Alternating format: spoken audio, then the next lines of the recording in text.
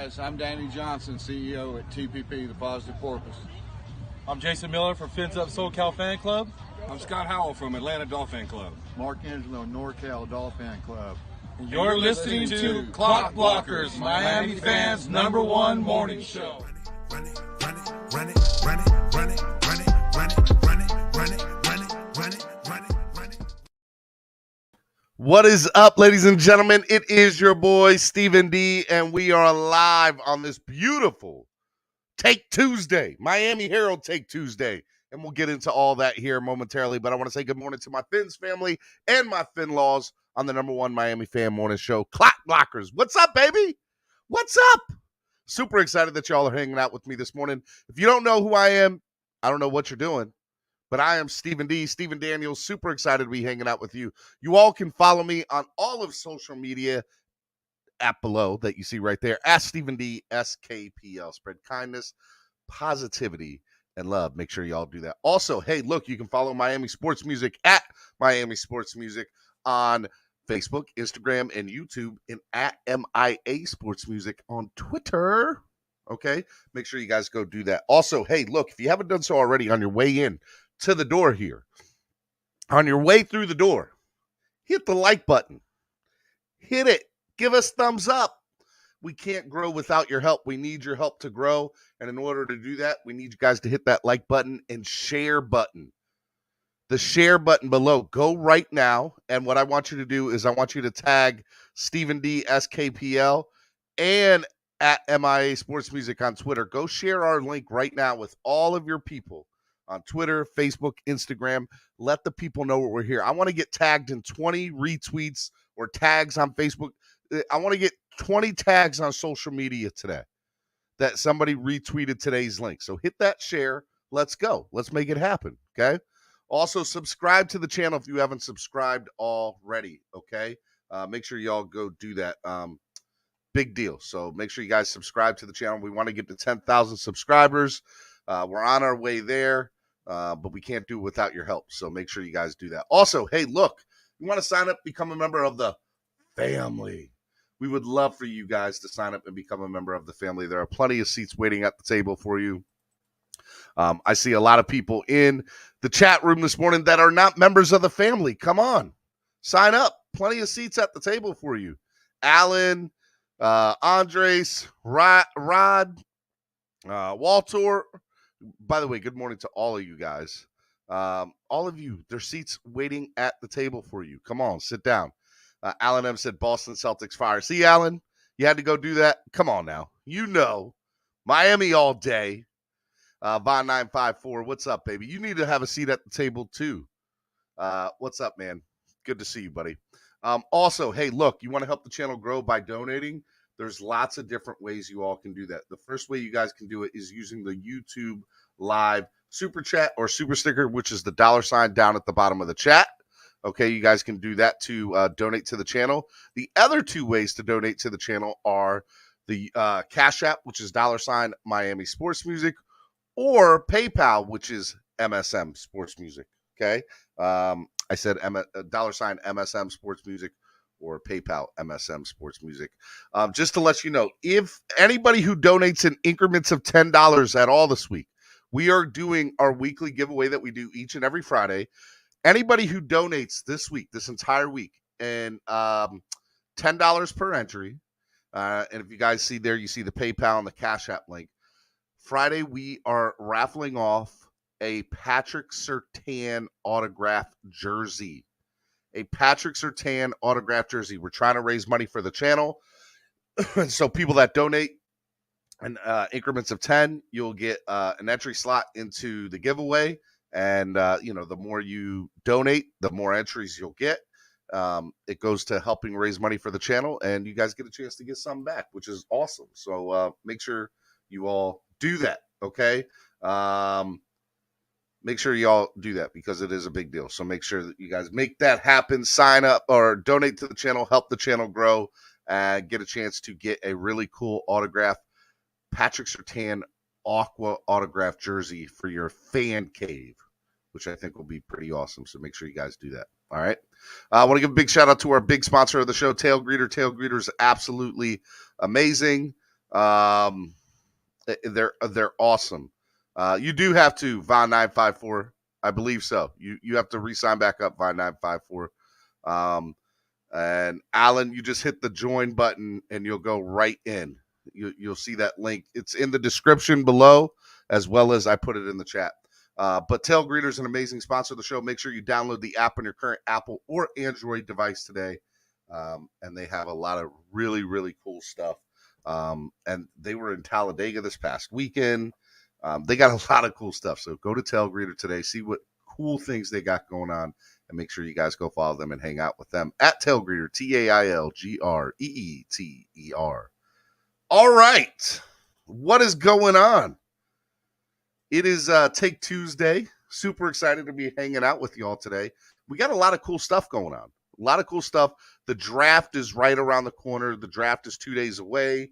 I know some people are making their way out to Vegas and are going to be doing Vegas for the weekend. Even though the Dolphins don't have such a big thing, the draft is, out in Vegas. There's a lot of rumors, swirling, Deebo Samuel. And I know the Dolphins name is affiliated with him. We'll see what happens there.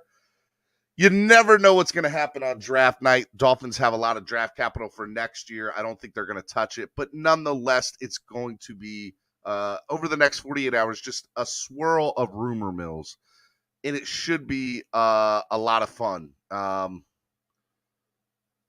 I'm super excited about it. So you definitely be able to check that out.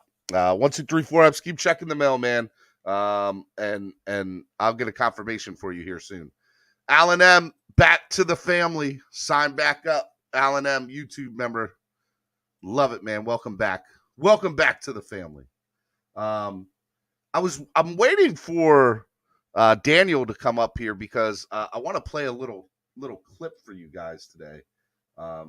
There was some really cool stuff people have tagged me in over the last, few weeks. People have been tagging me in some really cool stuff. And today somebody tagged me in this. And you know what I'll do? I'll go ahead and play this for you now because I really think it's something that's interesting. This was today in 1983. Let me go ahead and share the screen. I think you guys will enjoy this. It'll be very, very interesting. Let's go ahead and play it.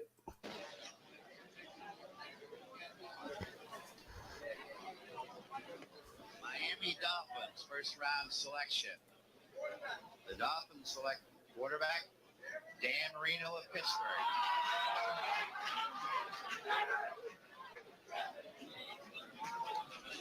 Next up, the Super Bowl champion Washington Redskins.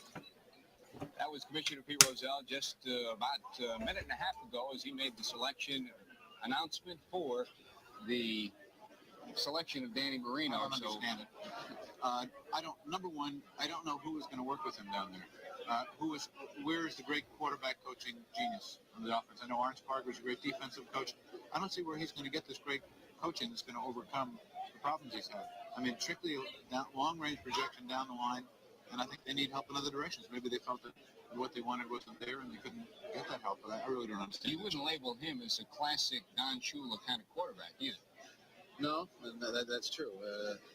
But again, they got to the Super Bowl with a David Woodley at quarterback, and they must figure that they can certainly, if they can get it out of David Woodley, you got to figure they think they can get it out of Dan Marino. I don't know what is a classic Shula quarterback. He's only had one really great quarterback, and that's recent. Now Miami picking right after the Raiders, the next to last pick in the first round, went for Dan Marino. Marino's stock had dropped precipitously with Pittsburgh's season this past year and a very poor senior year. What his mental attitude will be going into the Miami camp may be more important than what his physical attributes are. I would hope and believe that Dan will calm down considerably. He was considered at the start of the year perhaps the best college quarterback.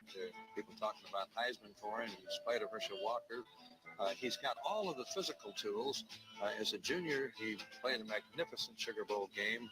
He's proven that he's got the ability, and as you say, it's mainly mental. But I think that the coaching he will receive and the calmness of his development, he'll make it. He threw 37 touchdown passes as a junior, but he threw 23 interceptions that year, 22 interceptions this past year. In fact, more interceptions, 5 more interceptions than touchdowns as a senior.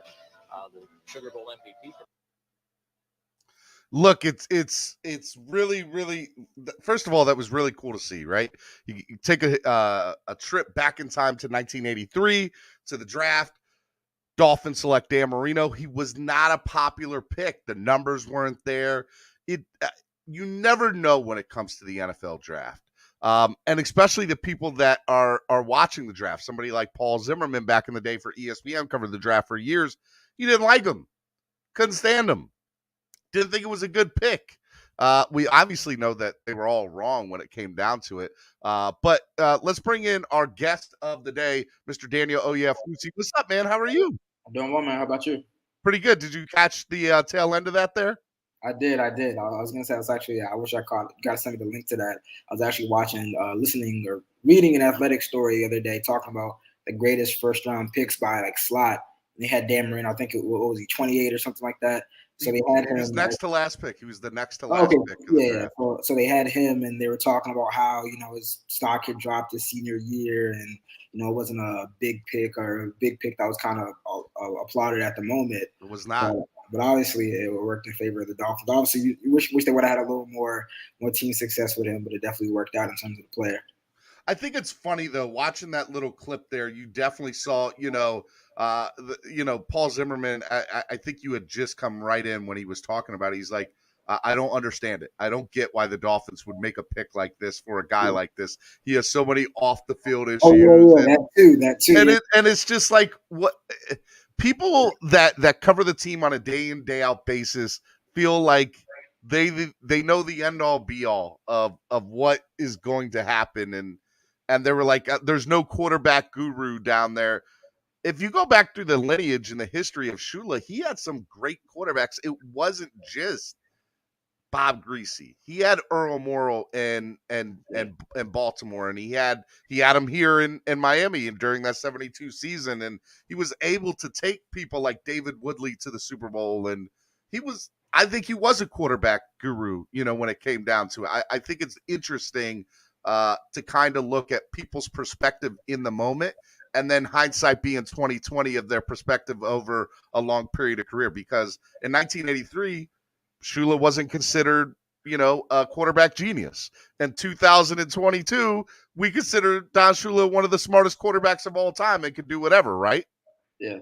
I mean, it's funny. It's like, I think sometimes as reporters, we kind of fail to rationalize decisions, and we just judge them. But, again, the draft is a crapshoot. Anything can happen. Things can play out in any different type of way. But I mean, it's just one of the perfect examples, Let's kind of get down into it. We're 2 days away from draft. What are you hearing? Are the Dolphins, like, any rumors whatsoever? Are the Dolphins affiliated in any rumors whatsoever that you're aware of or that you've heard of? Well, I mean, I think it's clear that they're I wouldn't say targeting certain players, because at 102, I mean, you're kind of waiting to see how things shake out in the first 2 rounds. But I think it's clear that they're looking for some offensive line depth, they're looking for some defensive line depth. They're really trying to fill out some of the depth pieces of this team. I mean, we had Barry confirm yesterday that they brought in Nick Cross, he's a Maryland guy. He went to the University of Maryland. He's a safety. There was actually a reporter, draft expert that actually compared him to Javon Holland in terms of his ability to play different parts of the field and his physicality. So they brought him in for a visit last week. I'm not sure if he's going to get to 102. He looks like he's going to be a second-round guy with the way he's been jumping up. But they also brought in this Wisconsin D lineman for a visit. So it's all part of the 30 visits. I believe those visits are done. I think you can bring in 30 guys for pre-draft meetings up until like the last week up until the draft. So that's done. So they brought in all those guys for visits. But it's clear, obviously, they're looking for offensive line depth, defensive line depth, and then they're trying to just fill out pieces of the roster right now. Again, it's 4 picks. So they're not going to be able to do a ton. So I think they're really going to be active in the undrafted free agent market. But there's opportunities for them to kind of move around this weekend and kind of pick up an extra pick or two to kind of get maybe target a guy that they like. You know, it was funny. Yesterday, there was a trade in the NFL. I think it was between the Texans and the Patriots, if I'm correct. Yeah. That were just for draft picks. And it was funny because somebody had mentioned that covers the NFL, that it's interesting that they were setting up, they moved up 12 picks and they gave up an extra pick. And you usually see that on draft day when somebody's trying to go reach for a player. Yeah. So what do they know that nobody else knows? Yeah, that's a good question. Start to overthink that. Yeah, I haven't seen that. I mean, the only times you see those pre-draft, like just like pre-draft day trades are when like it's the first round. So we saw with the Eagles and the Saints a couple weeks ago, where it's like, all right, we know what we kind of want to do in the first round, so let's move around, get this extra first round pick, But to do that like with a bunch of day 3 picks, I'm not really sure. It's a unique thing right there, and I really can't answer that. I mean, you just don't see that with day 3 picks. 3 days, 4 days before the draft. It's insane. So it does scare me a little bit in the back of my mind. I'm like, what do they know that we don't know, that they're making moves like that? And I'm overthinking it, and that's fine, but that's my job to overthink it, Another thing that I find very interesting, Daniel, is looking at the state of affairs with potential players that are on the trade block in the NFL. We got to bring up his name. I know some people are frustrated about it, but Deebo Samuel, it looks like all indications, all signs are pointing that San Francisco is going to trade him on draft day from what we see. Now, I know San Francisco earlier in the process was like, we're not trading him. We're going to try to make it work. Everything that's been pointed out is Deebo's like, I'm not staying here. I'm gone. Just trade me. And if San Francisco was going to get the most leverage or most value for him, I feel like it would be on Thursday. Would you agree with that? Yeah, for sure. I mean, it's not viewed as a top-heavy draft, so I think that's why you see a lot of teams trying to move back. So if you're the Jets and you've got 4 and 10, and you can maybe package 10 or just give up 10 for Deebo Samuel, that's a proven all-pro player right there. Why wouldn't you do that? So definitely, I would say the draft, the days leading up to the draft and then that first round, those are definitely the moments that you're looking for. And then after that, you're like, just how does that shake things up? Because I think that I'm not sure if a team would want to start to dip into the 2023 stash to start trading for. Maybe you want to get rid of the stuff that you have right now, because 2023 is viewed as a really strong draft and a top-heavy draft. Very strong draft, yeah. So I'm not sure if a team would be as inclined to get rid of the 2023 picks as they would the 2022 picks.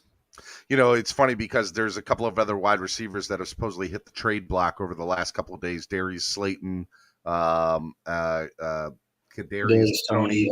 Yep. And so I actually think that hurts Deebo Samuel more than it helps him, because now teams are like, well, hey, look, if I don't have to give up as much and I can get a quality wide receiver, I think that shortens the list of potential teams or potential trade suitors with the San Francisco 49ers to go out and get somebody like Deebo Samuel. Well, yeah, it's a unique situation in its totality because there's a lot of different factors. I mean, there's the fact that reports say that he doesn't want to go back to this wide receiver, running back role. He wants to be more of a wide receiver. And I think that kind of lessens the appeal for some teams. Obviously, he was on pace to be like a Pro Bowl receiver, maybe an All-Pro receiver. But what really got him into being an all-named All-Pro was the usage as a wide receiver and a running back. So there's that, and there's the fact that any team that trades for him is going to have to give him a contract extension. What is that going to look like? Because again, our reports seems like he doesn't want to be used as a running back as much. So does that increase his value? Does that decrease his value? I'm not really sure. And then, as you said, you throw in the factor of maybe some other receivers being available. Obviously, those two guys, Slayton and Toney, aren't on the level of Deebo Samuel. But again, if you're a team that says, hey, maybe we can get pennies on a dollar, whatever the phrase is, and get a guy like Toney who's young, who's younger, has some talent. He was a first-round pick a year ago. That does play into it. So it's going to be interesting to see if who kind of budgets first on Thursday, if anybody does budge on Thursday and a trade develops. All right. Now, look, the Dolphins are scheduled to pick in the 3rd round this year. It'll be a day 2 late pick. Have you heard anything, any news, any rumors swirling that they might potentially move up into the second round? Now, it's been pretty quiet. We spoke to Chris Greer last week where the possibility, he was asked about moving into the first round. And he said, "Hey, we're always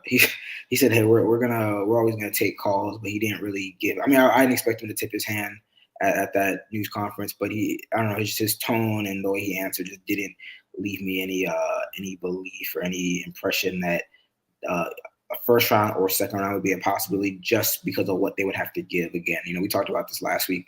They're picking toward the end of the third round, so to move all the way up into the second round, even if it's the back end of the second round, you have to use the 2023 draft picks. You're not going to be able to package anything in the 2022 capital and move up into the second round.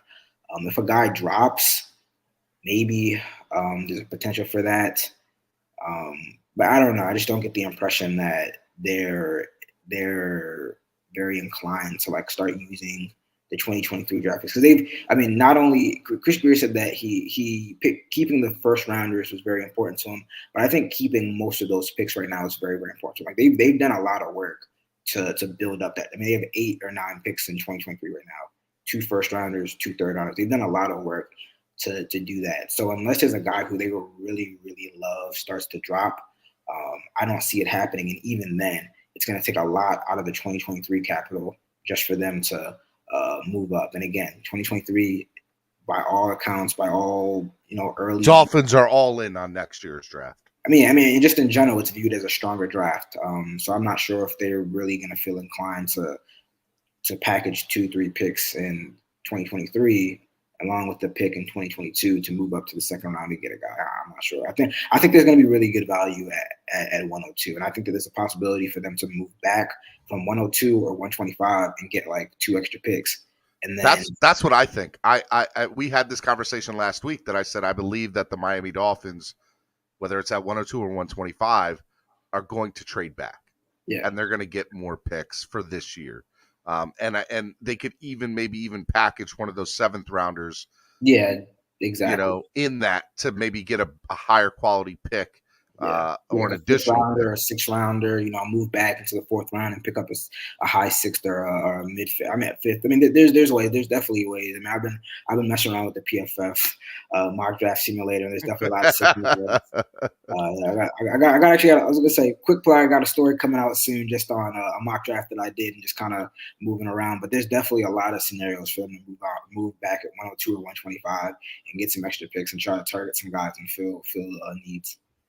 Well, since our conversation last week where we did mock drafts, are you more comfortable in thinking that the Dolphins are going to go O-line or linebacker? And I know I asked this question last week, but I want to know if your heart's changed or if you thought differently or got more information to make a different decision, maybe with that first pick at 102.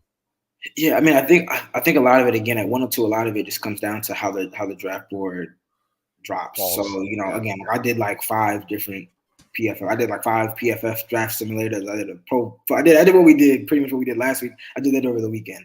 And especially with the PFF one, it's it depends on how it drops. There's some cases where there were only one. There was a run on offensive lineman, interior offensive lineman right before I picked at 102. So then it's all right, all you got is Cole Strange and Luke Fortner. Let's take one of those guys, and there weren't necessarily the linebackers I would have liked at 102. So again, it comes down to how the board shakes out in terms of the guys that get picked before them, and then how the Dolphins have their board ranked. Because again, there might be some 3rd round grades on offensive linemen, and they're available at 102. And then you have some linebackers who you have 4th, 5th round grades on them. So it's hey, let's take this offensive lineman right here that we have higher rated, and then maybe let's wait till 125, and hopefully one of those guys is still. That's kind of how the conversations go in the draft room. And sometimes they're hey, there's a lot of guys that we like that are still on the board. Can we trade back a couple spots, pick up an extra 6th rounder, and then we still get a guy that we're happy with? I mean, those are the conversations that are going to be had in that draft room this weekend. I do feel just as Chris Greer, the conversation in the fan base about Chris Greer is on and off. But what I would say is I think he's actually really good at drafting for the most part. I think he's one of the smartest GMs out there in the NFL. And I think when it comes down to it, there's probably about 6 or 7 guys that the Dolphins probably truly love, that are probably in that, second, third, fourth round draft grade, that they're like, these 6 to 10 guys we love. And if one of those, we're gold. We're gold. And I think that they'll do whatever they can to try to get any one of those 6 to 10 guys. That's what I think. And that's why I also feel that you hit the nail on the head.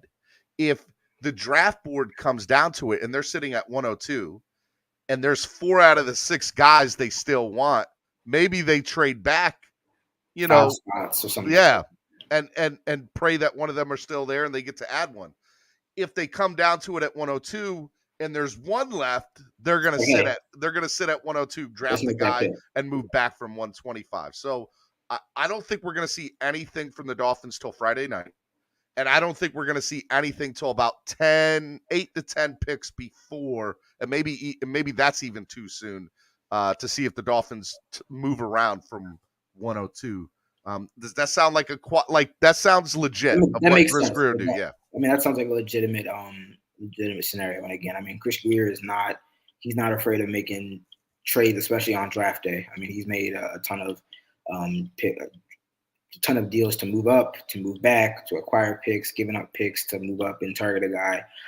So he's definitely going to be, monitoring. I mean, again, Thursday night is going to be pretty quiet, pretty boring for all of us, involved. I am interested to see how some of that draft board goes on the first night. Like Malik Willis, I'm interested to know where he goes. Likewise. Kenny Pickett. And then even, going into day 3, I'm interested to see where James Cook goes. Dalvin Cook's brother. But I mean, in terms of, how it really affects the Dolphins, Thursday night's going to be kind of quiet. And then once we get into Friday, and then we start to get to like the end of the second round and guys start to come off the board that, you kind of project to the Dolphins potentially. That's when you start to pay attention. You're like, okay, where can we make a move? Who's falling down to us? What can we do right here? But it's going to be interesting to see how that plays out. Is there anybody that, in the past years, we always come down to this question, right? The head coach wanted this person, the rumor, the rumor is now that supposedly Flores wanted Jordan Love, and that you're aware of McDaniel and Greer working together about the guys that they want. Are they on the same page? And if, one way or the other, how important is that for the successful relationship between head coach and GM? Because we just had a situation with our past head coach and GM where they weren't on the same page, and that led to a lot of dysfunction in the locker room, in the front office, and obviously the way the decisions were made over the last, 18 to 24 months with this franchise. Yeah, well, that question kind of takes me back to when Mike McDaniel was introduced, and I asked him about player evaluation and roster management, and I asked how big of an impact he expected to have. And he kind of, in McDaniel fashion, he said, I said, how much say do you expect to have? And he said, well, I guess as much as I want to talk. Kind of brushing it to the side. And he kind of gave a generic, diplomatic answer saying, hey, I'm going to work with Chris Greer.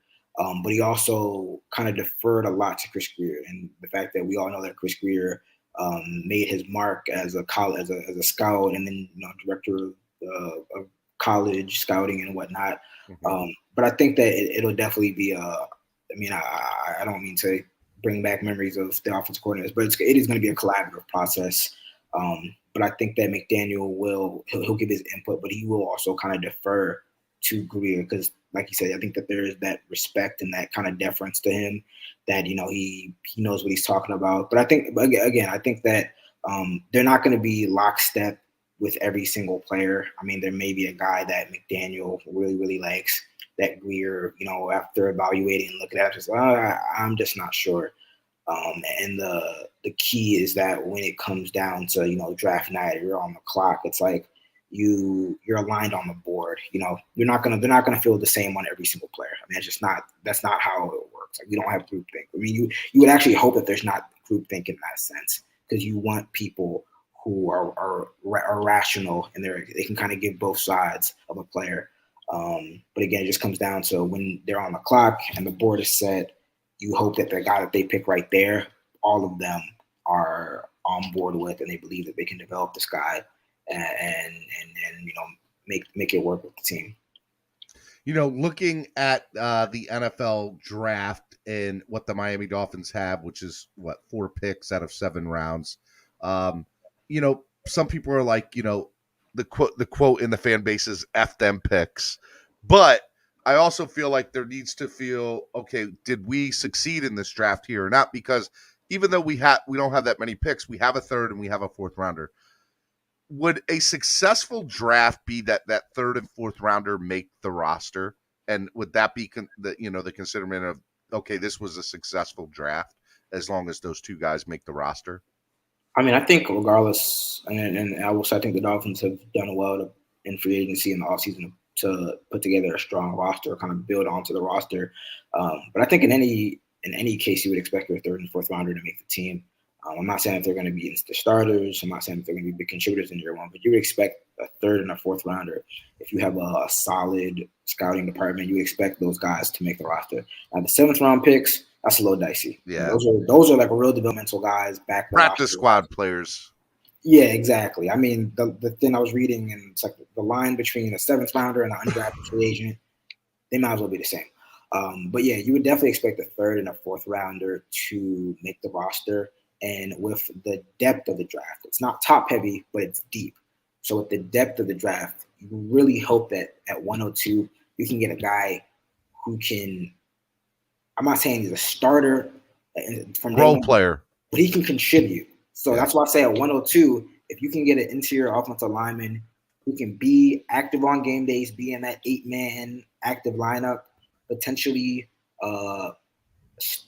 push Dieter and compete for a starting spot, I think that's great. If you can get a linebacker at 102 who can be active, be in that rotation, and maybe work his way to getting significant snaps mid-season by the end of the season, I think that's a win.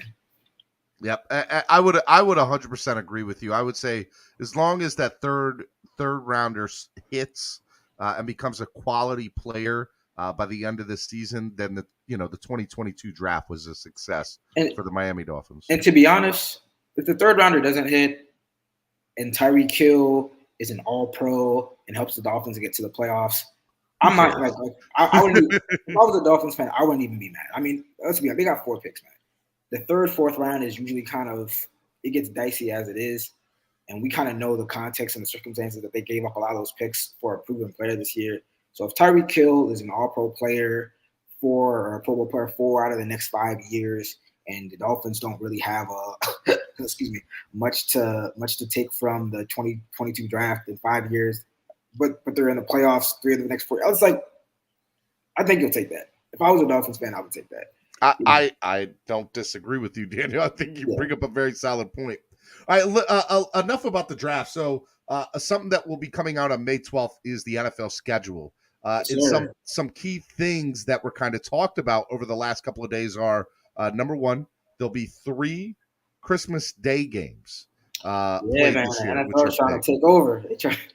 That's supposed to be basketball. NBA Day has forever been, for me, it's been Christmas Day is basketball. From noon I'm not gonna lie. Midnight. Last year I was watching the NFL. I wasn't watching basketball. I was watching the NFL. So they know what they're doing. I always felt like there was a mutual understanding that the NBA was like, okay, hey, thank you for letting us have Christmas Day, and now that's gone completely out the window because now you're going to have a 1:00 game, a 4:00 game, and a primetime game. NFL trying to take over, man. So the other thing that I thought is interesting too is, obviously the NFL has this relationship with Amazon now. Amazon's taking over the Thursday night games. There is a rumor, I don't know if you've heard or not, but the big rumor is Pat McAfee will be the prime headliner of the Thursday night game package, which will be, I will be watching every Thursday night game if that happens. Don't care who's playing. I'm listening to Pat. Jaguars and Texans. Don't care. Power to you. I can't. Yep. I'm going to be watching for Pat McAfee, which I think will be great. Now, that's not set in stone, but the rumor is that Black Friday, which is the day after Thanksgiving, is going to have a game. And I think what have you heard about that? What are your thoughts about that? Because I think that's a big thing for the entire NFL. Yeah, I saw a report from, I think it's Front Office Sports, that they kind of quietly passed this kind of measure where they'd be able to implement a Black Friday game in 2023 at the latest. And I mean, that's just the NFL. The NFL is literally trying to take over. Like if the NFL could play a football game every single day of the week, they would. They would. Like when we had the COVID disruptions and we had games on Tuesdays and Wednesdays. It was a practice thing for them. They were happy about it because the NFL was happy about that. Yeah, they were like, look at all this research we get to do for a year or 2 years. Yeah. We can play all these games different days of the week, and we can be like, hey, look, does this work? Do people watch on Tuesday night? Do people watch on Thursday night? Do people watch on Wednesday night? They do. If you put NFL on people's weddings, they will find a way. The man will find a way, or the woman will find a way to watch that. But, I mean, I'm not gonna lie. From a business aspect, it's a smart idea because Black Friday. Man, what are you doing on Black Friday? Nothing really. I mean, I used to go out, but now I have Amazon, and Amazon shopping's the way it is. So and you do your online shopping, you watch some football. I mean, imagine. I said this. I said, look, if Amazon gets the Black Friday game, imagine what Amazon's going to do, right? Like Amazon could literally take it. Okay, in the first quarter, these are the 20 items that we're going to do as a Black Friday sale. In the second quarter, we're going to do these items. And they don't even have to be football related. And, think of the sponsors that, Apple and Samsung and all of them that are affiliated with the NFL. And now all of a sudden they're like, well, I want the first quarter, I want the fourth quarter. And Amazon's smart. And I think we need, I've said this, posted this on my Twitter. The NFL package, the NFL Sunday ticket package at DirecTV has been ancient. And they did, I cannot believe that DirecTV never took the time to realize that they were just grateful to have the Sunday ticket package. They didn't do anything to enhance it. Yeah. And they're going to lose it, and DirecTV is going to be, like, I truly think DirecTV is going to go. Like, I hope not, because I got a DirecTV TV, so I hope not. I'm telling you, mark my words. Keep the receipt, Daniel. The moment they lose the Sunday ticket package, they're cooked. Within 3 years, they're done. Dang. I don't see them lasting. Yeah, I mean, I remember I was a kid and I was hearing about the DirecTV Sunday package, and as I got more knowledgeable about the business and about all the stuff, I never, like you said, they never really capitalized, never really took advantage of it. They really developed it to kind of make it more marketable and kind of really exploit it. Because I mean, the NFL has only gotten more and more and more valuable over the years. I mean, in the last 5 years, in the last decade, it's just ballooned, skyrocketed. Now you see Amazon and all these different streaming services, YouTube TV, they're all getting involved in trying to capitalize off of it. Well, Major League Baseball has done such a good job over the last. Look what they did. They have Friday night games on Apple TV, which are great, by the way. And then they're even going to start doing Sunday morning games on Apple TV this year too, which. Again, I love sports and I love digital. I love digital media and I love social media and all this. And now I truly think this is one of the coolest times to be alive as a sports fan because we can intake how we receive sports in so many different ways, right? Anywhere at any time. It's really, we know that sports is 24/7, but they're really making sports 24/7 where it's every single day, every time there's something for you to consume. So and Miami Sports Music Podcast Network is a big part of that, right? And I tell people all the time, I said the Peyton Manning, the Manning cast that they did on ESPN, that is just something that number one is a success, but number two, how you're going to start intaking sports. Amazon for the last 3 years, on the Thursday night games, you could do 3 different feeds. You could do the regular play-by-play, which whoever had the package you could get. You could get a coach, like a Scouts Corner, which had I think it had Joy Taylor, Kay Adams, or something like that on the Thursday night. And then you had who are the ladies that do the play-by-play on Thursday night? I cannot think of their names. There's an alternate, so you can listen to an alternate one. Andrea Kramer and I forget the other one. Yeah, okay, I know what you're talking about. Yeah, But nonetheless, I can watch the same game and have 3 different feeds for it. And I said, man, this is all a test. This is exactly how we're going to intake. And so one of the big things for YouTube is when we're watching Dolphins games, there's a lot of fans outside of the Miami area, and they don't want to listen to the play-by-play guys. So there's big YouTubers like Dougley Do Wrong that you're familiar with, and TD Finns Talk, 2 of the biggest name YouTubers. And there's a lot of other YouTubers in the Dolphins community that they won't show the game. So you'll watch the game, you'll put it on mute, and you'll listen to their analysis. And it's huge, because I think that's how fans want to they want to hear from their own people how they do that. And I said, the moment if Amazon or YouTube or even Apple TV for that matter get the package for NFL Sunday Ticket, imagine if you could then just be like, I'm going to pay $10 to listen to Dolphins YouTubers for this game, or I'm going to, whatever. And I'm telling you, we're about to see the way we intake and even watch sports now is going to be different in the next 2 years. Yeah, I mean, with the decline of, with the cord pulling the plug on traditional cable and moving to streaming service. I mean, there's a lot of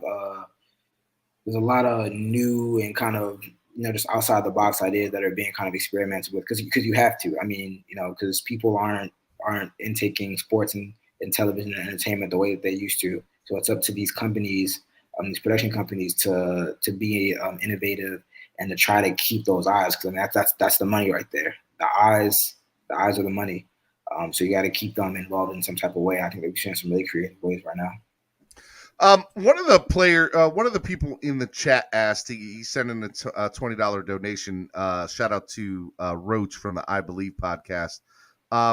Basically, he wants to, I guess, let me ask this question before I bring in his. When you are asking questions, and I don't mean to put you on the spot, but I'm going to put you on the spot, Daniel. Are there questions as a reporter that you're allowed to ask and not allowed to ask when it comes to the Dolphins? Do you have a set of rules where they're like, you can't ask this? No, but I will say, for the sake of transparency, that as reporters, we have been told that, any questions about the legal situation right now will get a no comment, because, it's an open. So don't waste your question on that, because you get one and it's going to be a no comment anyway. Yeah, I mean, it's not like you're limited to one question. I mean, if you want to get in and kind of get another question, you can. Obviously, try to be respectful of everybody and let them get a question in. But I mean, just for the sake of transparency and for the Dolphins' sake of transparency, I mean, they've said, hey, any questions about the legal situation, it's going to be a no comment, because we can't comment on pending litigation. So his question is, why does it seem like the media room doesn't ask the questions we want asked? Would you ask a question next time that this chat wants? I'm curious what fans would want asked that we haven't asked. I think that it's definitely you definitely want to tightrope, because you want to ask questions. You want to get the information that fans want. You want to get the information that fans want to know. But you also have to be kind of very calculated and meticulous with the way you ask the questions. Mm-hmm. Sometimes a certain phrasing of a question might not get the answer that you desire. But yeah, I'm genuinely curious. What are some things that fans would have liked to know or would have liked to be asked that they don't think have been? I think that there are some questions that you just know aren't going to get the response, that aren't going to get a legitimate response, because it's just the way things go, and you just know. So they don't get asked. But I think for the most part, I would love, and seriously, I'd love to know if there's something that hasn't been asked to Greer or to McDaniel or to Tua last week that fans would have liked to know. Because again, I mean, I'm a conduit for the players in the organization and the team to the fans. So if there's something that fans think is being developed, I have an idea. Yeah. This is what we're going to do. So in the chat, I just put a hashtag called MSM fan question. MSM fan question. What I want you to do right now is go on Twitter and I want you to tag Daniel Oyefusi and myself, Stephen D. SKPO, using that hashtag MSM fan question, and write the question that you would want Daniel to ask. And then through that, I think you'll get kind of a good idea of what fans would want you to ask and compare. Is that something you're cool with? Yeah. And to be honest, I've done something like that in Baltimore too, where we were gonna get the GM for his pre-draft news conference. I said, "What do y'all want to know?" So maybe if you think that'll help, I mean, I can do that, in future cases where we're gonna get even for Tua, like I probably could have done that for Tua, or next time we speak to McDaniel, like, what do you guys want to know?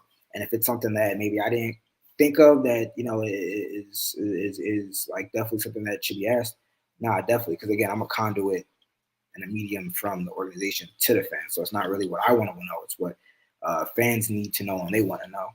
Use the hashtag MSM fan question that you see right here in the bottom left screen. Tag Daniel, tag myself. Our Twitter handles are on the bottom left of each other's screens here. And then Daniel will take it from there and we'll see how it goes. But I always find that interesting because I think that one of the things, okay, here's one. Do you think, so this was a big thing that we talked about yesterday. I had TD on, okay? And I had to make the argument with him that this is the argument that was made, Daniel. The argument made to me was Tua golfing takes away from his time to be studying the playbook or working on his game or anything like that. And I said, so this man can't have personal time? Like and there was a big argument of, hey, look, Tua, he wants to be the best. He's got to put in the work.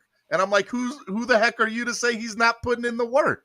And so there was a big argument in there. What are your thoughts about Tua and putting in the work and that? Now I know that's a loaded question, number one, and that's going to make. Yeah, I was going to say. I was going to say, is that a question that I would friends want me to ask the Tua? Like, you want me to say, hey Tua, like I don't know, like you. But I'm interested to get your take on that personally. Do you think that a player in their free time doing stuff like, there's some of the fan base that said, hey, Nick, who's his trainer, said that golfing helps his hip strength. So you could make the argument that golfing helps in his recovery or in his, body shape, whatever you want to call it.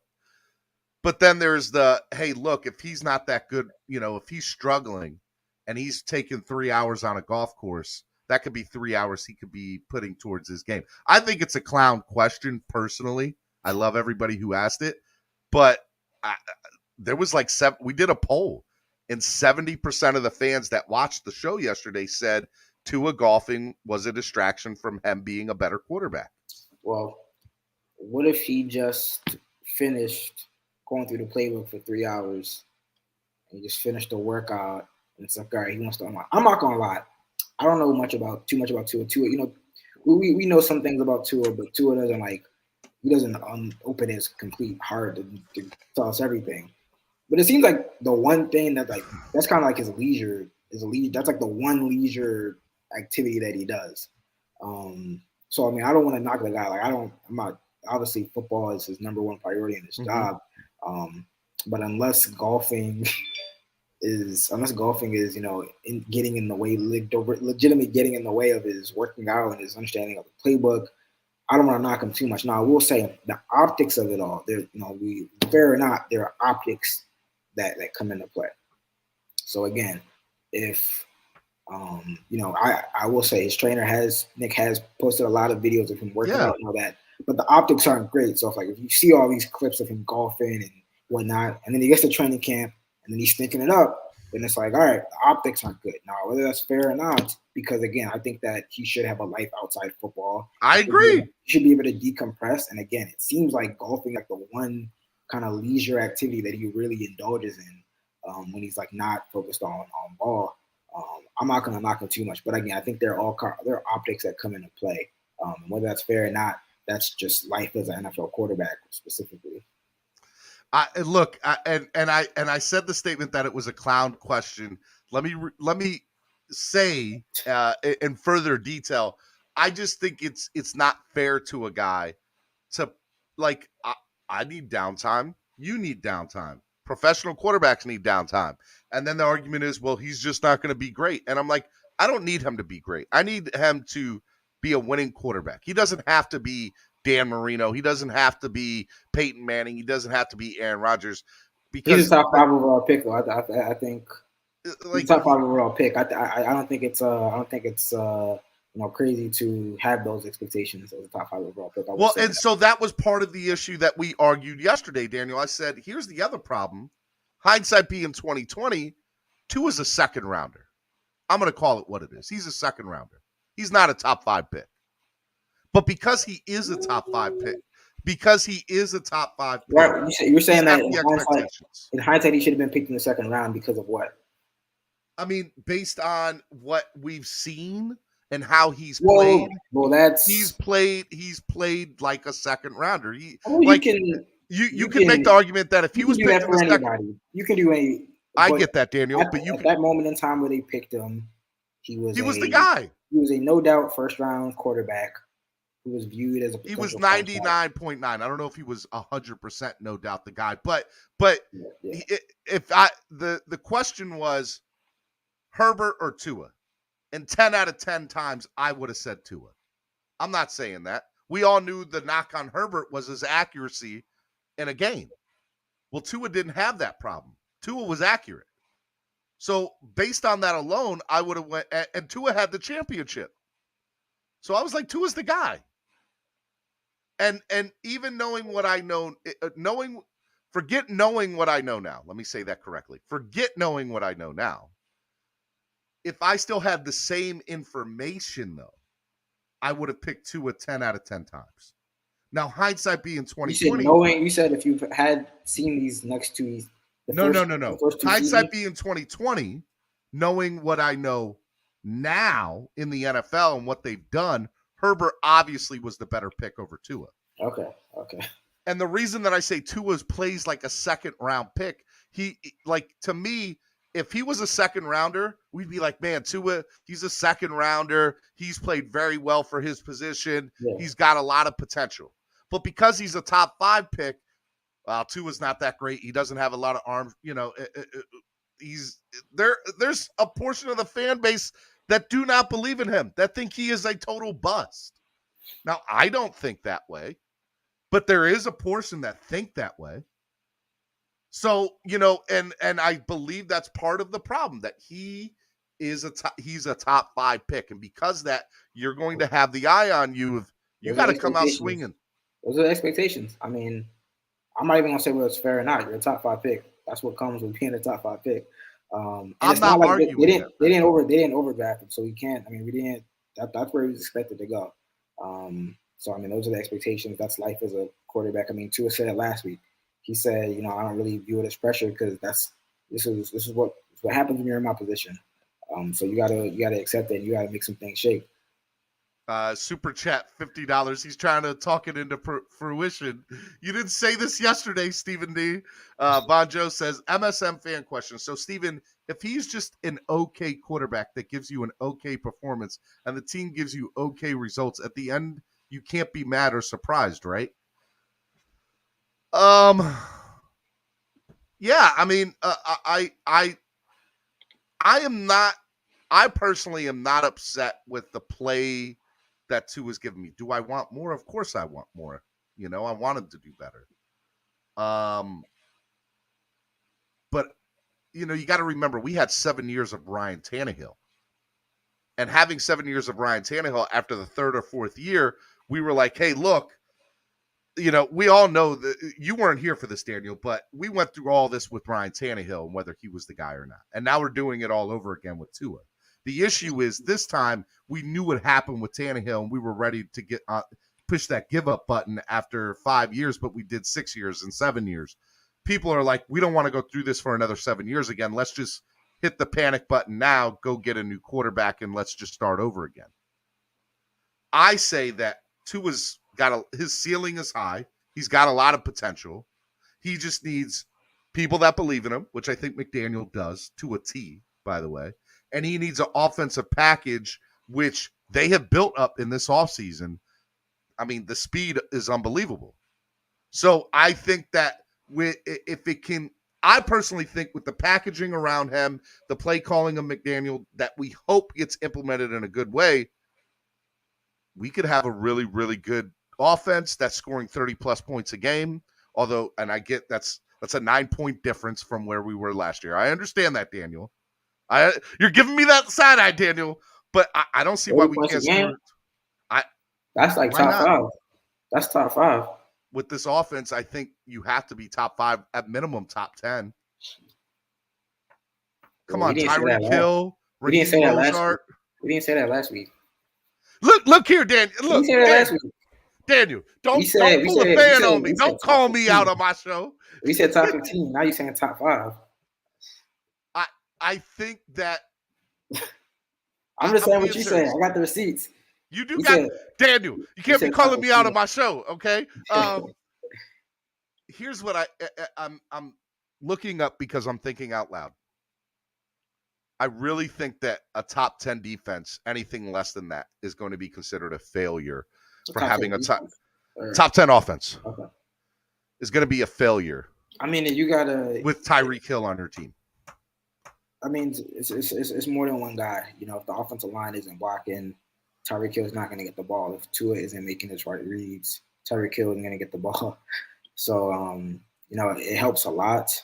It helps a lot. Well, I'm getting killed in the chat. Again, thank you, Daniel. I'm getting killed. I got to call like I see it.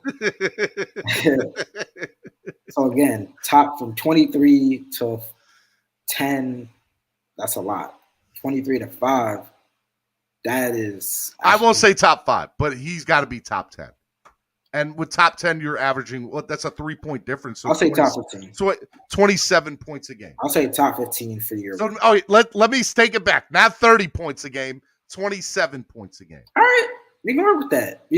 I mean, if the Dolphins average 27 points a game and the defense doesn't have a dramatic regression, they're going to win at least 10 games. I mean, I feel confident. All right, so here's the receipt. Dolphins offense, in order to be considered where they should be at for the moves that they made, 27 points per game and top 10 in offense. Well, I mean, you can. I'm just gonna say in points. I'm trying to see how many. Where would 27 points a game have you? Dang, my bad. Let me see real quick. Scoring. Okay. Boy, they got on me real quick in the chat. Boy, they were like, "What?" I gotta call it like I see it, man. That's all right. That's why I like having you up here. All right, so where would 27 points a game have you? Aldo with the $10 donation said there's also a portion of fans who thought Wilkins was a bust in the first season and Phillips was a bust in the first 8 games. I mean, it takes time. It takes time. Okay, so 27 points a game would have the Dolphins at that's top 10. That's like 9-10. Okay. 27 points a game, top 10 offense. In order for the I'm not saying they're going to do it. I'm saying in order for them to for the moves that they made, you have to have results. And those are the results that I need in order to be like, you know what? I'm okay with what happened this year. I mean, they were 22nd in scoring. They averaged 21 or 20 points a game, 20.1 points a game. So if they split it down the middle, that's a touchdown. To go from 21 to 27, that's one more touchdown a game. It's funny because if you split it down the middle, that's 15. That's like 25 points a game. If they hit 25 points a game, I think that's no problems for me there. 25 points a game, I'm cool with that. 27. So here's my argument to you, Daniel. From 21 point whatever to 24 or 25, that's essentially a field goal. Right? Yeah. And we know the struggles that Jason Sanders had last year. With this offense, I think 2 things. I think our offensive drives are going to be extended more because of a Tyreek Hill. Instead of on a 3rd and 7 where we throw a 3-yard out route and we don't have enough speed to get that extra 3 or 4 yards for that first down, right? Yeah. Now we have that in Tyreek Hill. So now drives are being extended, which means we keep the ball longer. which means also, in my opinion, we'll be willing to take a couple more chances on third and maybe even fourth down that we wouldn't have took last year or in the last couple of years. So with that being said, I don't think it's a field goal. I think we're going to see an extra touchdown per game because of the offensive packaging that we have, the personnel that we have. It makes more sense to me that the difference is going to be 6 points per game instead of 3 points per game. Do you understand that logic? Do you get that logic?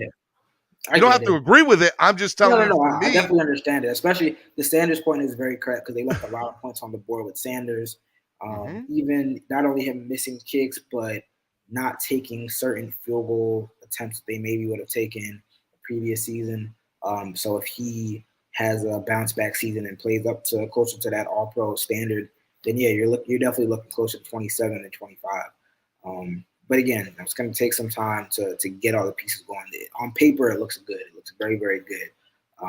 But it's a new. I mean, Tua said it himself. He was like, it's another new system, another new language for him. He's got to get it down. They got to figure out what works well in this offense. If they hit the ground running in their first week of the season, first month of the season, they're averaging 30. More power to them. That's great. I don't know if that happens. There's going to be a. He was averaging what, 221, 230 yards per game passing. I don't know specifically about that. I think it was like 221 or something. I don't care about the rushing. You got to put the points. That's you can run. You can rush for 500 yards and throw for 1 yard. But it depends on how many points. That's all that matters to me. Yeah, but and they were averaging 25.3 in his rookie season. So again, if you can get back up to that or even more, you're seeing the seeds of something that could be prosperous and fruitful. Do you want to? So that's funny that you said that. So the team was averaging 25 points per game his rookie year. Yeah, now that was with Fitzpatrick though. Well, they were airing it out more. Tua took over in week 6 or whatever. I know he got benched a couple times, but he took over in week 6 or so, or week 7. Let me tell you, Fitzpatrick played a lot into that 25 points per game. And I'm not knocking Tua. Yeah. I'm just telling you that we get late into the fourth quarter, we're starting to throw more. And so, I mean, the Vegas game is a perfect example with the Fitzpatrick, where his helmet gets turned and he throws the ball to Matt Collins, gets the first down, extends the drive, we score. We all know what happens there, right? So I think that Trey wants to know, are you taking his takes? It sounds like you're the voice of the fans, Daniel. That's what it sounds like here. That's what it sounds like. Vonjo wants to ask, Daniel, how do you feel about Tua's ball placement impacting our wide receivers' ability to maximize yak? Hashtag, come on, Stephen D. Yeah, I mean, that's a big deal right there. I think Tua was talking about working on his footwork because, the timing is so important. Like he said, like everyone has said, yak.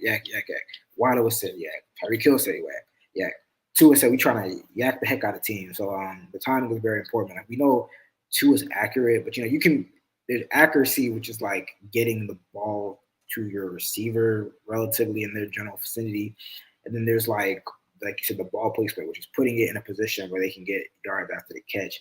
I think that, last year, that's something that a lot of players talked about that they like about Tua, that he not only gets the ball to them, but he gets them in the right spot where they can capitalize off of it and get yards after they catch. So that's going to be a big deal with Tyreek Hill and Waddle. I mean, I do expect Tua's average depth of target to increase a little bit more. I don't think he's going to be bottom 3rd or bottom 5 in the NFL, but I don't think they're going to be airing it out dramatically more. I think that there's still going to be a lot of screen passes, a lot of slants, a lot of curls, just ways to get the ball in the hands of their playmakers quick. Because I mean, if you look back at Patrick Mahomes, I mean, he wasn't throwing it extremely. I mean, he was throwing it deep. Make no mistake about it. He's got the arm; he can do it. Yeah, but they were capitalizing off of a lot of shorter routes that Tyreek Hill and Travis Kelce and those guys turned into more. And I think that I have to go back and look at more of the San Francisco tape. But again, a lot of it was timing and just getting the ball in places where your guys can work after the catch. Tyreek Hill was 70th in the NFL and 11.16 yards perception. I'm reading off Sports Illustrated here. Just to consider that he ranked only 70th in the NFL in 2020 and yards per reception at 11.16. He was also 95th in YAC at an even 4 additional yards. So I feel like that would be more. I'm actually kind of surprised. Yeah, I feel like that number would be higher. I mean, I think a lot of that is just naturally because they would just feed it to him on a lot of those jailbreak screens and a lot of that. So again, I mean, a lot of people just have this conception or this notion that the Chiefs were just flicking it down the field 30 yards every single time. Like, nah, like they were a dink and dunk offense. People that don't watch they didn't watch Kansas City last year, they don't know that. They were getting the ball out of Mahomes' hands quickly. So yeah, the YAC numbers weren't as big as you would expect. Top 10 last year in YAC. You ready? Yeah. Cooper Kupp. That makes sense. Deebo Samuel. Of course. Jamar Chase. That makes sense. Devontae Adams. Yeah. Austin Eckler. Chris Goodwin. Travis Kelce. D. Johnson out of Pittsburgh. Hardman out of Kansas City. And Harris out of Pittsburgh.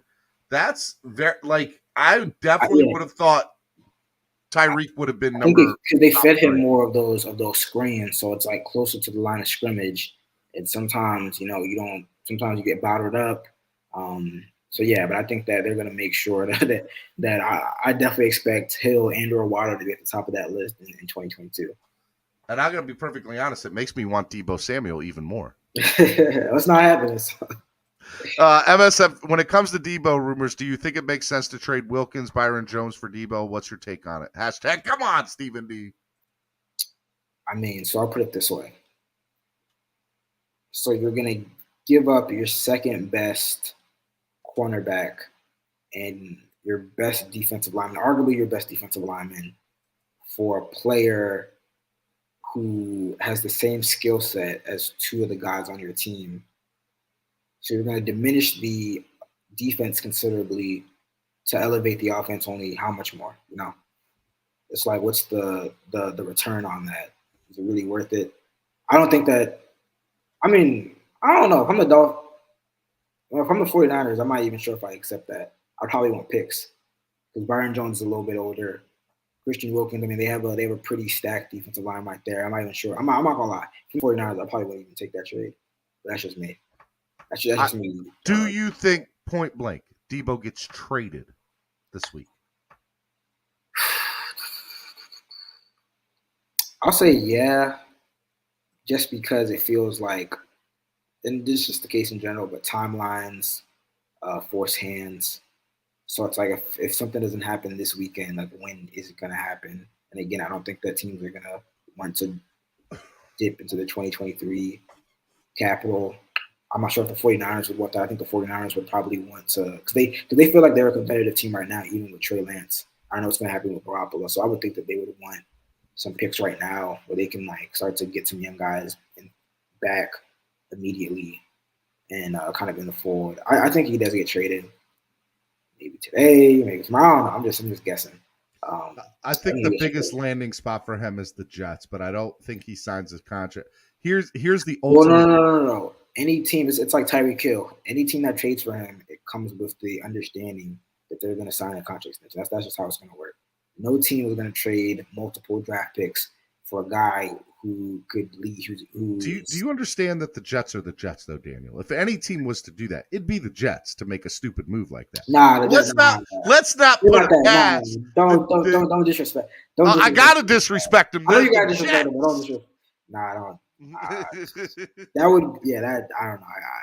I agree. I think 99.9% of teams do not make the trade unless they realize, hey, this comes with a contract extension. Unless you're but the Jets, I can see doing it. Unless you're a surefire Super Bowl contender, and you're like, hey, I'll take that hit just for one season because I think that he'll put me over that. But the Jets. We gotta send the Jets. But see, the Jets need something to make their fan base go just bear with me for a second. Yeah. The Jets are struggling. They're struggling to sell tickets. They're struggling to put a competitive product out on the field. They're struggling to bring players to New York. So to me, it makes sense that they say, you know what, man, we have to take a gamble and a risk. And a gamble and a risk for them would be, we need to bring in Deebo Samuel, even if he's not going to sign a contract extension. And our hope will be that we can make him fall in love with New York, and that he'll be like, I don't want to leave. I want to stay here. Where I'm telling you, do not be surprised if the Jets do that. Don't be surprised. The Jets have to put me in their front office if they do that, because you don't do that. You don't do that. You don't do that. Oh man. And then just real quick, just ultimately, Vonjo's got a really cool question for you. Daniel, where does your last name come from, like lineage, if you don't mind me asking? Vonjo. Yeah, that's a great question. So I'm Nigerian. I'm Yoruba. You're from the Yoruba tribe. I was born in Baltimore, but my parents came from Nigeria. So it's funny, I was talking to my dad about our last name and over Easter and all that, and just the origins of it and what it means. So it means like the chieftainship belongs to him or belongs to them. So yeah, it's not Nigerian. I watched Concussion for the 80th millionth time last night. And the doctor, Will Smith. Will Smith, the guy who played, was a Nigerian from Nigeria. It's probably the worst attempted Nigerian accent I've ever heard in my life. I watched that with my parents and my uncle and my aunt. And like when they first heard the like his first opening line, my uncle was like, "Oh brother!" Oh Lord! Loud as ever in the joint, and we were just laughing the entire movie. It was a terrible accent, man. It was god awful. It was god awful. It was bad, man. Well, you ain't gotta worry about it, because when you said you watched it 80,000 million, I was like, nah. Well, Will Smith is canceled now. We can't watch him anymore for the next 10 years. We can't watch his stuff no more. I hate that because I love What's my favorite actor? You know, I love Happiness. It was yesterday. They said that I liked Bright on Netflix. A lot of people didn't. I did, and they were in pre-production and they just shut it down because of everything for him. I'm so sad. I'm like, I need a sequel to this. But yeah, man. All right. So draft Thursday, Friday, Saturday. You'll be on Twitter. Yes, sir. Okay. And come Tuesday, you'll be able to give me a little bit of a fix of the guys that we drafted, and I'm sure you'll do your homework once we find out who we got, right? Yeah, of course. Yeah. By then we'll have most of the undrafted free agents kind of locked in, and who else is coming to Miami. So next Tuesday, yeah, it's gonna be good to kind of wrap up and break down everything that happened over the weekend. All right, man. Where can people find you? Where can they find all your stuff? And if people want you to ask questions, MSM fan question is the hashtag that we're going to use. But go ahead and promote everything that you got, man. Yeah. So for all the draft coverage, if you want to stay up to date on that on social media, the best ways to follow me is on Twitter at Daniel Oyefusi, just like you see it.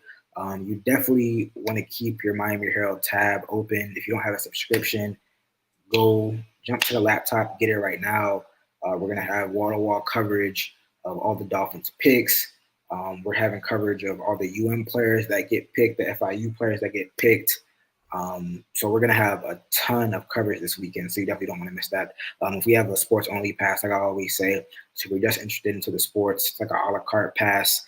Go on MiamiHerald.com, get a subscription, and definitely just keep a tab open on the website, because we're going to have a bunch of coverage starting really Friday night. Thursday it's going to be a little quiet, but Friday night when they make that pick and when they start to make their moves on Saturday, get the undrafted free agents in, and again, all the other college coverage as well. There's a lot of guys from in the draft, FIU and whatnot. So definitely stay on my Herald website this weekend. All right. Hey, man, look, keep doing what you're doing. Love having you on each and every Tuesday, man. I saw you on some other people's shows. I see you out here making moves over here, dating other YouTubers. I see what you're doing. No, man, keep doing what you're doing, growing. We love the work that you do. I love the work that you do, and I love that you're on each and every Tuesday with us, man. Likewise, man. Talk to you next week. Be good. Daniel Oyefusi of the Miami Herald. Great time each and every time he comes on. I hope you guys enjoyed that. I enjoyed that. That was a lot of fun. All right. So I want to take your questions now. If you want to ask me anything, I want to remind you all, hey, hit that like button if you haven't hit it already. If you're donating to the channel, which I know a lot of you have so far this morning, thank you for your donations through Cash App and PayPal. Do want to remind you guys, every $10 increment donation, you will be entered to win a Patrick Surtain autographed jersey on Friday. Donate to the channel. Get yourself an opportunity to win this awesome autographed Patrick Surtain jersey, courtesy of ZSM Sports. If you donate on Cash App or PayPal, I double your entries into the drawing. So instead of paying $20 for 2 slots, you can still pay $10 and you'll get 2 slots on Cash App or PayPal. But the goal is to raise money for the channel, and let's go. All right, man. I want to take your questions. I want to hear from you. What do you guys want to talk about? What are your guys' questions about the draft? Where do you guys want to see the Dolphins? The Deebo Samuel stuff. Is there anybody here who thinks that the Dolphins will trade for Deebo Samuel? I know a lot of you don't. A lot of you don't even really want to talk about it, but I do think it's an interesting conversation nonetheless about Deebo. There's a lot of I am of the take. Let me tell you why I'm waiting for your questions to come in. I am of the take that I believe the Dolphins will trade for him. I don't know if it's going to happen, but I think it is. I just think there's way too many things there that make sense. The McDaniel relationship makes sense. It makes sense. The Dolphins have the capital. I know they don't want to give away next year's draft picks, but they can hold them through Jalen Waddle, through Tyreek Hill, through Deebo Samuel. All 3 of those guys are were first round draft picks. And that's just what I believe. I think that he helps the offense. I think he opens up the playbook. I think he does nothing but make this team better. And so imagine, just for a second, I want you to imagine Jalen Waddle, Deebo Samuel, Tyreek Hill. Jalen Waddle, Tyreek Hill, Deebo Samuel. Like it would be crazy. Along with Gesicki.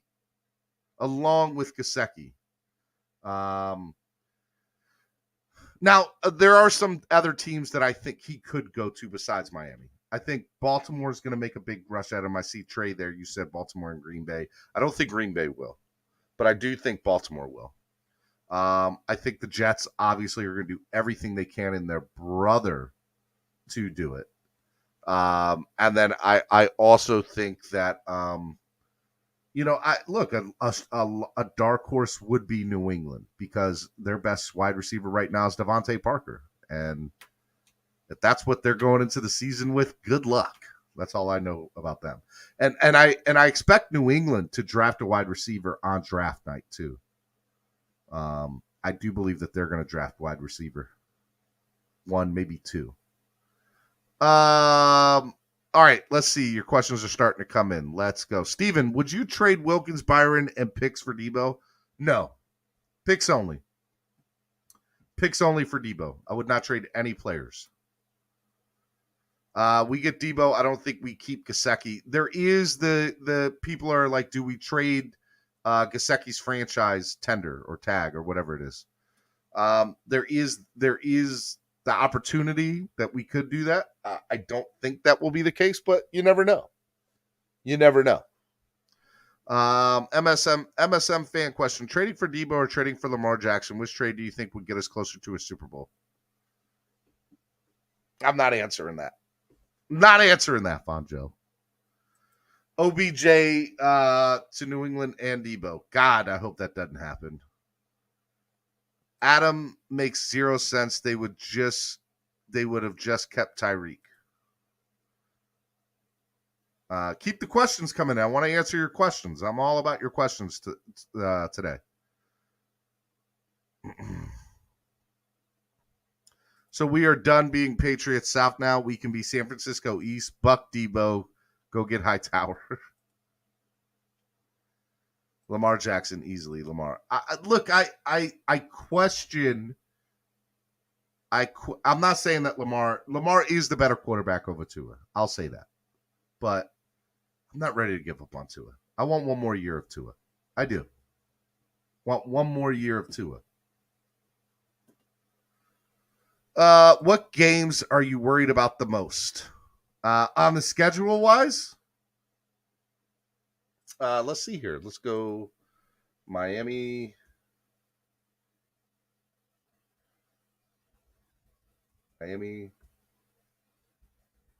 Dolphins schedule 2022. Let's see here. I mean, look, Green Bay with Aaron Rodgers scares me. Buffalo obviously does. Cincinnati got a lot better. And I'm interested to see the shootout with Herbert. I think that will be good. So I'll go Chargers, Bills, Green Bay, Cincinnati. And Cincinnati and Minnesota will probably be tied as at 4. Stephen D says he doesn't answer Tua questions. It's not that I don't answer Tua questions. I really just want to see who's going to have. I want Tua to have one more year here. Trey, who will have the bigger impact? Teron Armstead or Connor Williams?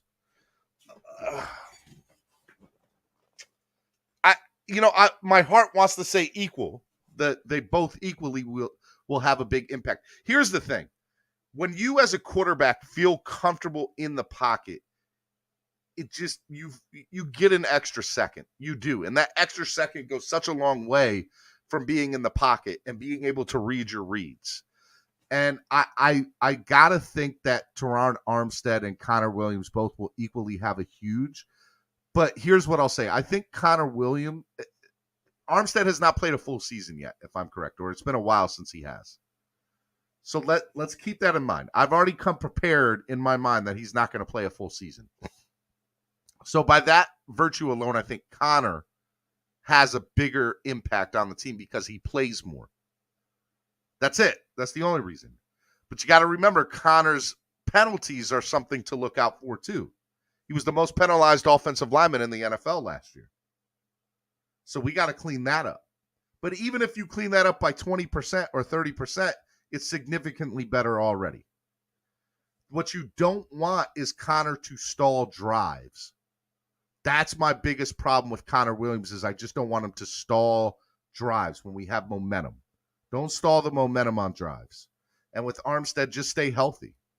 So I would say they both equally would have a big impact. But, if Armstead can stay healthy, obviously Armstead has the bigger impact. But if it's there, we'll have to see.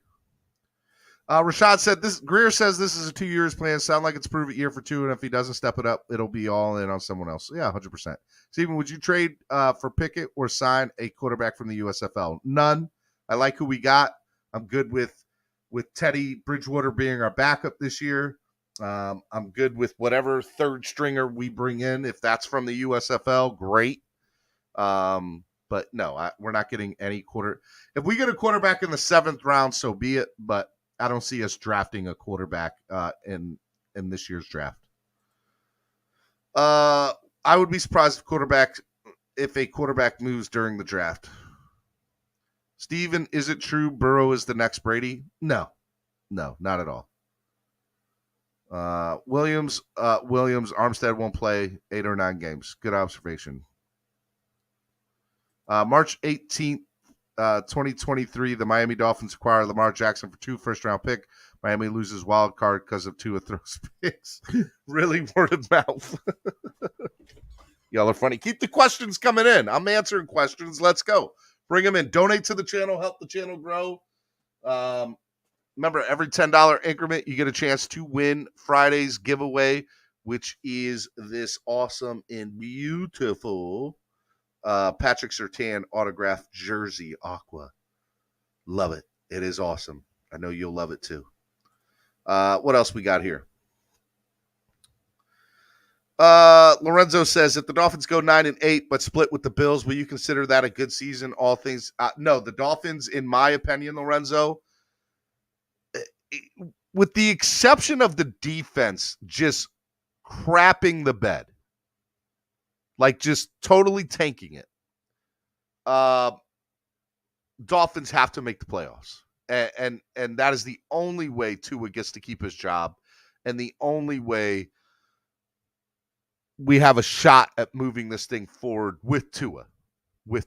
Just so you know.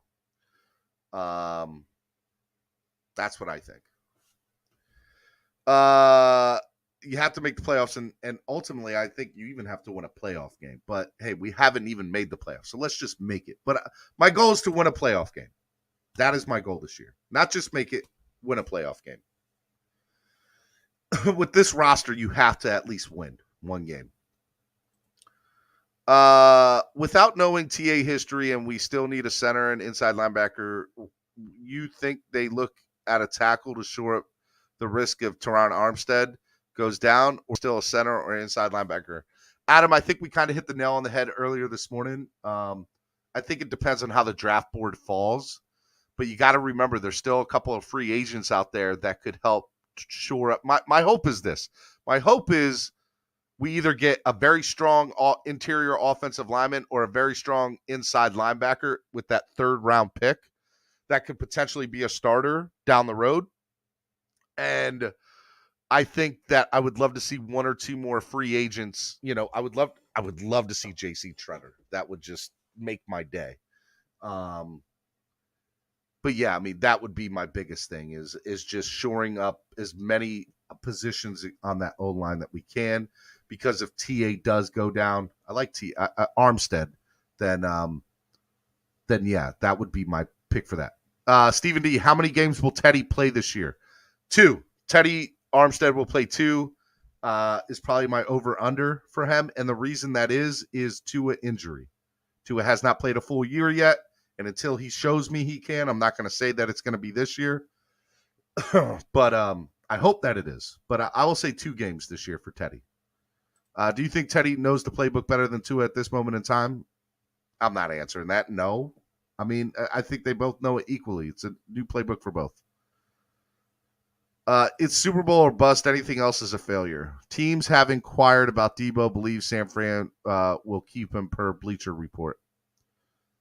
Will the Dolphins get a center in free agency, or they draft one? My hope is, again, either interior high, somebody quality, interior offensive lineman, or free agency. If they go free agency, J.C. Tretter all the way. If we beat the Bills and smack them in the mouth the first game, we will shut the haters up. I'm not scared. If you had a position to fill in the third round, what would it be? You, not the team. What position would you select? Offensive line. I think don't get me wrong, having an inside linebacker is important, and it's something that we need to address. But in my opinion, with the questions of Teron Armstead playing a full year, knowing the history of our offensive line in the past, I just think we should stock up on O-line. Because having more opportunities to have potential people come in and be good or be potential starters, I think does nothing but help us. Do I think Dieter's a capable starting center? Of course I do. I 100% do. I think he'd be good. But would I rather have Dieter playing guard and Tretter playing? Of course I would. Or maybe even Tretter moving to – I don't care. The more position, the more quality talent you have at a position, the better opportunity you have. So what I would do, I would load up on O-line. Load up. That'd be my main goal. Get quality offensive linemen in the door. Because the number one thing we've argued about for years is O-line. We could talk about quarterback all day long, but we could also make excuses for quarterbacks. And the one excuse we've always made for quarterbacks is is O-linemen. And I'm all about O-line. So to answer your question, Rashad, it would be O-line for me. Do you think we get the best available running back in the round? We have a bunch of backups. There's no guarantee Chase will beat out Gaskin.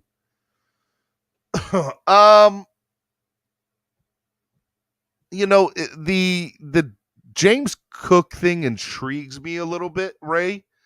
Delvin Cook's brother in the draft because he's a big Dolphins fan and he's visited, and I think that there's mutual admiration from both sides. With the exception of him, I don't see them drafting a running back at all. That's just my personal opinion. That's just me. We don't need a project, guys, at this point. We need time. We need to plug and play guys that's ready day one. Could we trade Wilkins to get picked and go get someone in the draft? We could. We shouldn't, but we could. Let's see here. Why do you think they moved up for Eichenberg instead of staying put for Humphrey? And is that an indictment on Greer?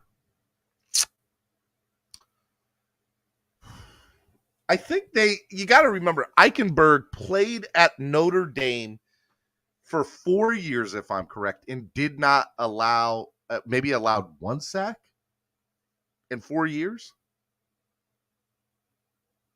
He played against some really quality SEC football teams and good football teams. I think Eichenberg has the potential to be a really, really good offensive lineman. I'm really excited to see what Matt Applebaum does. I think we want, this is my opinion, Gene. I think we as fans want to try to place blame on Greer in so many different areas. And when something doesn't work out quite the way we want, or a player has a better, we don't know why a player plays better somewhere else when there's no indication that Humphrey would have played this great here. There's none. Great player, not denying that, but we don't know how he would have been here with this team. So I would say that Eichenberg, they moved up for Eichenberg because they liked him. That was the guy that they wanted. And I personally am of the mindset that I would rather you go up and get a guy that you absolutely love rather than a guy you're like, I don't know, could be good. You got to remember, Javonte Williams was the guy that they wanted. Javon Holland was the better pick, and it worked out well for them, right? And in this particular case, with Eichenberg, they moved up because they fell in love with him, and I don't have a problem with that. And by the way, who's to say Eichenberg's a bust at them? He's not. Let Eichenberg learn, play. If next year Eichenberg's still not a everyday starter, we could start using the word bust on him. Potentially. But I like Eichenberg. My only problem is we have a bunch of young O-linemen with untapped potential finally have an O-line coach. We do. Get your ears freaking clean. 1, 2, 3. Gatekeeper, be nice, Gatekeeper. I'm just going down, so if I clicked on something, I apologize, man. Let's see here. I'm trying to go through y'all arguing with each other. Stop arguing with each other. Very rookie coaching staff. Mistakes will happen. What do you need to see to make you feel good about coaching?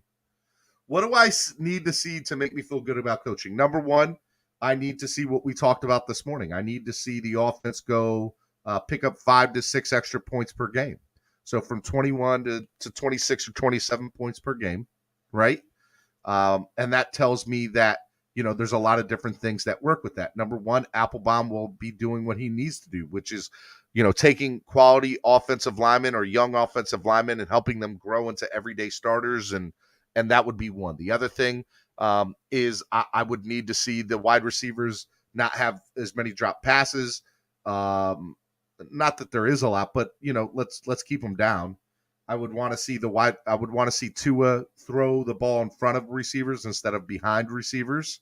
And I would like to see the run game go from 4.5 yards per carry a game.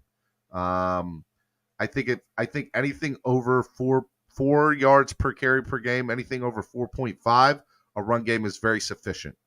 It'll be one of the top in the NFL. So those are things that I need to see that execute to on the field stuff.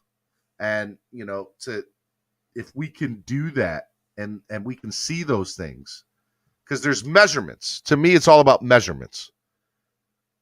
eye tests are great, but can we take the numbers as measurements and say, okay, well, something's working here because they're executing in this area.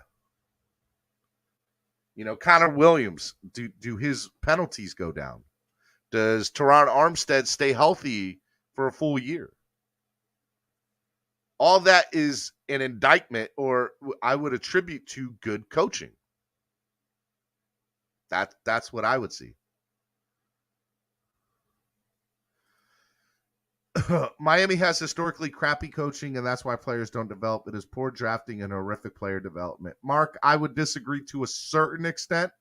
Your statement isn't entirely false. We have had some crappy coaching in the past, but I don't think we've had necessarily poor drafting. I would say it's more poor player development. Certain players are bust because we haven't been able to get the right coaches in here.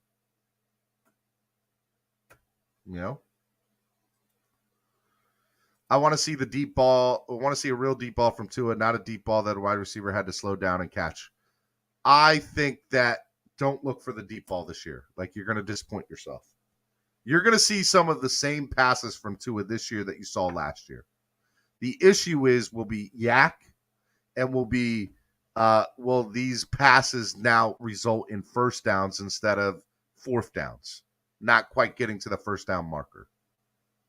That will be the big thing, which is another reason I want Deebo Samuel. Steven, I just hate the haters when they come with the silly sauce that is not McDonald's. You don't get silly sauce.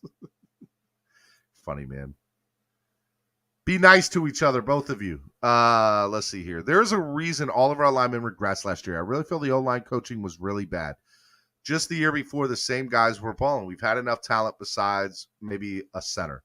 Again, Matt Applebaum, what have I said? Everybody who watches my show, morning in, morning out, Matt Applebaum was the biggest acquisition of this team this offseason. Wasn't Tyreek Hill, wasn't Teron Armstead. It was the offensive line coach, Matt Applebaum. And so how do I prove that to you guys? Our offensive linemen need to do better this year significantly. There needs to be a significant jump from Eichenberg. There needs to be a significant jump from Deebo. There needs to be, Connor Williams needs to have less penalties, and Teron Armstead needs to play more. And then 8 or 9 games. If Teron Armstead plays 11 games, he had a better year than he had last year. Improved. If Connor Williams has less penalties than he had last year, it improved. If these offensive linemen aren't giving up as many sacks and giving Tua an extra second or two in the pocket, they've improved.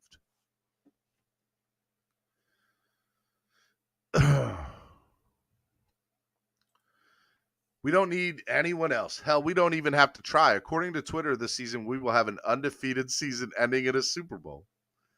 I think Dolphin fans want to see that, but I think realistically, I think our goal should be 13 wins, a playoff appearance, and a Super Bowl, a playoff appearance and a playoff win.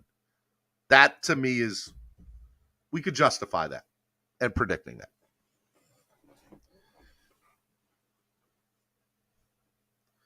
Do you think Flores will get 3 sacks from his linebackers against Tua? I don't know. You can't give him credit yet, Steven, without proving nothing. Yeah, I agree. I don't disagree, Andres. I'm not giving him credit. If you're talking about Applebaum, that's what I just hope to see.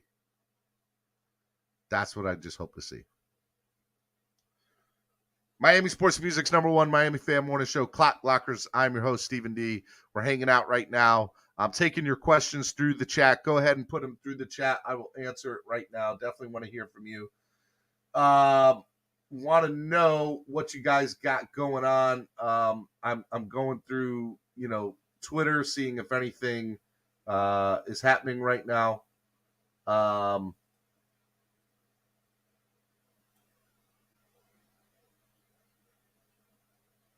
And I don't see a lot of stuff per se. It'll be...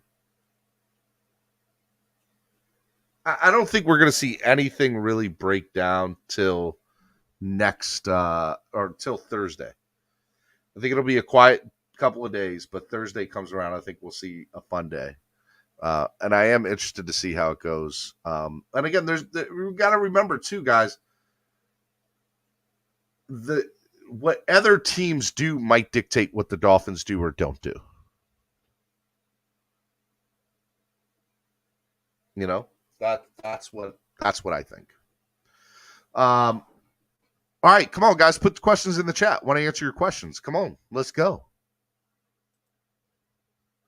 Who are you expecting to have a breakout season for that same people aren't talking about?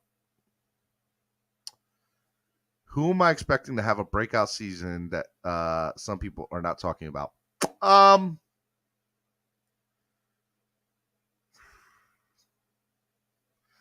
don't know if the numbers will prove it, but I think he'll have an impact on this team. Durham Smythe, I think, will have a huge impact on this team this year. And the reason I say that is I see what Kittles did and Sam Fran. And I know the one big knock on Gesicki is his blocking, right? And so I think we'll start to see Durham Smythe playing a little bit more, maybe in 2 tight end sets, even with the packages that we have. I think Durham Smythe will. I don't know if the numbers will be there to prove that, but I think that we'll hear his name a lot more, and I think we'll see him make a bigger, significant. He'll be significantly better this year. So I'll say Durham Smythe is a guy I want to look at this year. I know that's weird to say, but you asked me to talk about somebody that people aren't talking about. You know, so I think Durham Smythe would be that guy. Bones asks, Stephen D, are you okay with them dummying down the playbook again for Tua? Bones, I think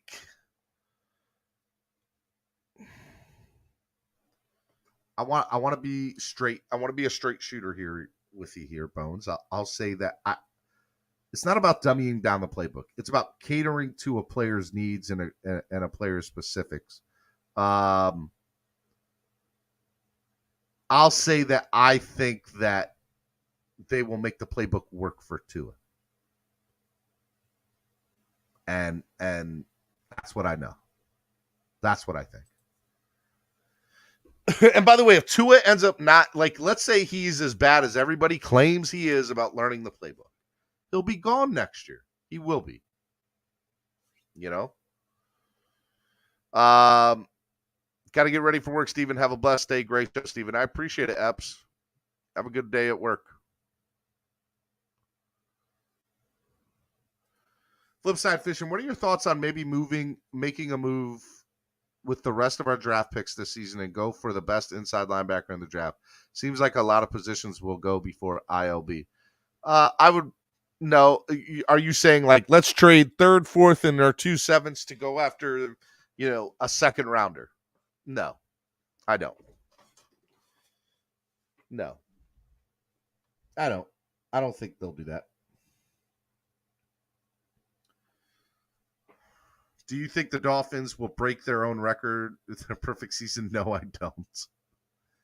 Are you concerned that the Bills are bringing in 3 quality players before the Dolphins to get a pick? No.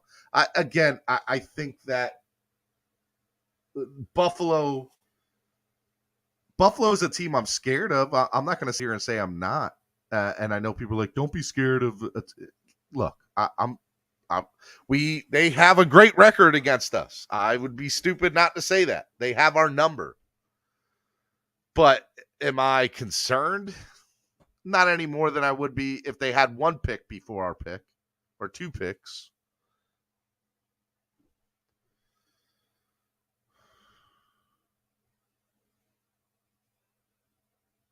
Let's see here.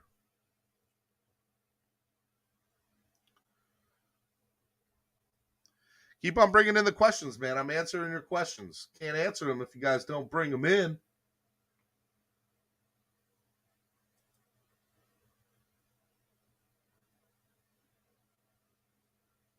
Bring them in. Want to hear your questions.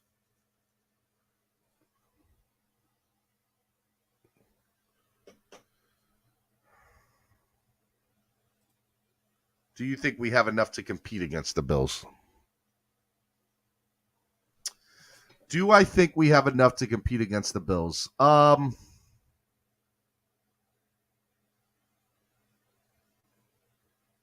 heart says yes. My heart says yes, that we will.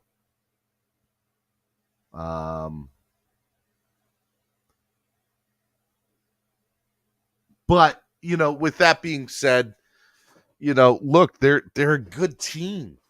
Buffalo's a really good team. And we had to, we were not anywhere near the level that we needed to be to play against them the last couple of years. So the goal is, I want to say yes, but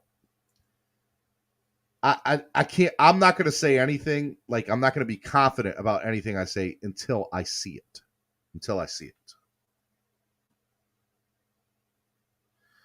I ain't scared of Buffalo. Flores is gone. Are you opening the panel? I don't know.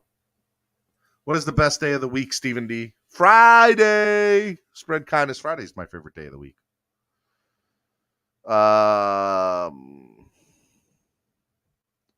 If the Dolphins had a first-round pick, who would it be? If the Dolphins had a first-round pick. Well, let's go to...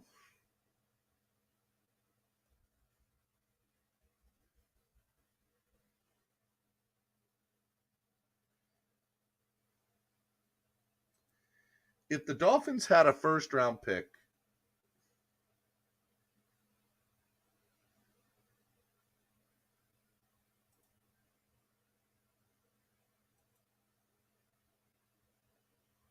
I'm looking at the draft board right now, so just bear with me, Lorenzo.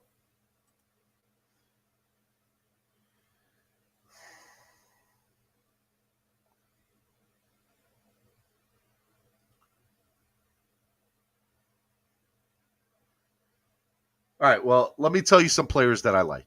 I like Ike Iwanu, the offensive tackle out of North Carolina State.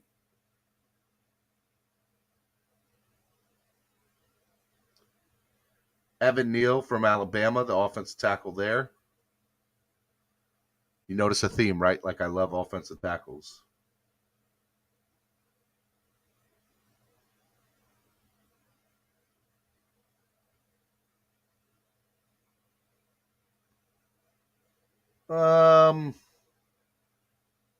Man. And believe it or not, I do like Kenny Pickett. I like Kenny Pickett a lot. So if the Dolphins had a first round pick, I would have to consider Pickett. I would, because I do like him. But aside from that, I would want to go best offensive lineman available, honestly, is what I would probably do. Do you see someone getting traded during the draft, being that Chris Greer has been aggressive? I do. I think the Dolphins are going to trade for Deebo Samuel, personally. But, maybe I'm probably wrong. What do I know?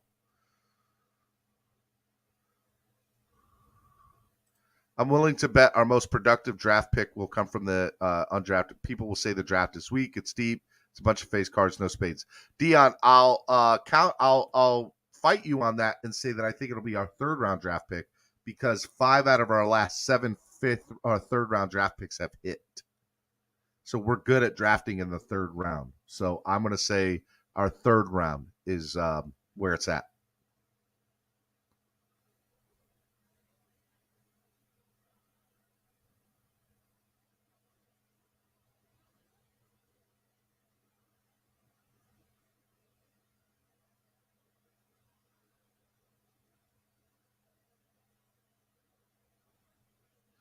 Is there an inside linebacker or center that is projected in the first rounder? I really didn't do my homework this season. Yeah, there's a couple, but again, I don't think that I haven't done too much of it, but there are. Would you take Pickett or Malik? Oh, Pickett any day of the week. Kenny Pickett, I think, will be top 15, top 10 quarterback in the league in 3 years. I think Kenny Pickett's that good. Steven, your honest opinion, do you really think they have to dumb down the playbook for Tua. And be honest, man. No, I again, you guys keep on asking me that. I think that they will cater the playbook to him. I think saying dumb down the playbook is not a fair statement or an accurate statement. I think every team caters their playbook to their quarterback, and I think that's what the Dolphins are going to do with Tua. I pounded the table last year for Micah Parsons. I thought that's where the Dolphins were going until we got Jalen Phillips, which I like Jalen.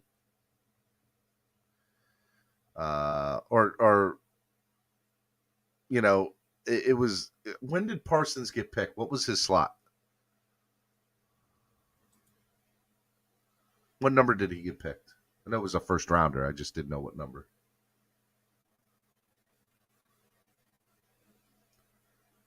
Tyler Linderbaum, interior O-line. Linderbaum is another one that's pretty good. Reminds you a lot of Creed Humphrey. So you're saying they're dumbing it down then. I'm not saying that. Good morning, Stephen D. Because of his torn Achilles, if Ajibadu falls to 102, should the Finns take him despite being an edge rusher? Don't be surprised if that happens. That's why Javon Holland was there in the second round. Javon was a top 15 pick. Easy. Without his injury, if I'm correct.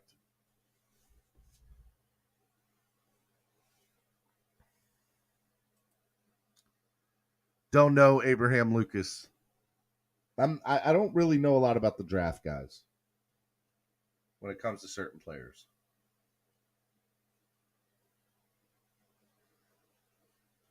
Looking at Daniel Jeremiah's draft board, at the 102.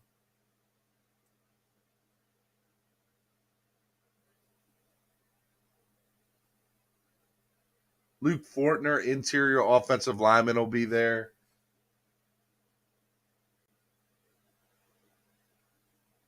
According to this. We'll see what happens. No, all right. Hollins sat out a year. Okay, it wasn't injury related. Whatever. That's why he fell. He was a top 15 player, though. Easy. And in my opinion, he was the best defensive player drafted in last year's draft. Yeah, I said it. I think Javon Holland is amazing.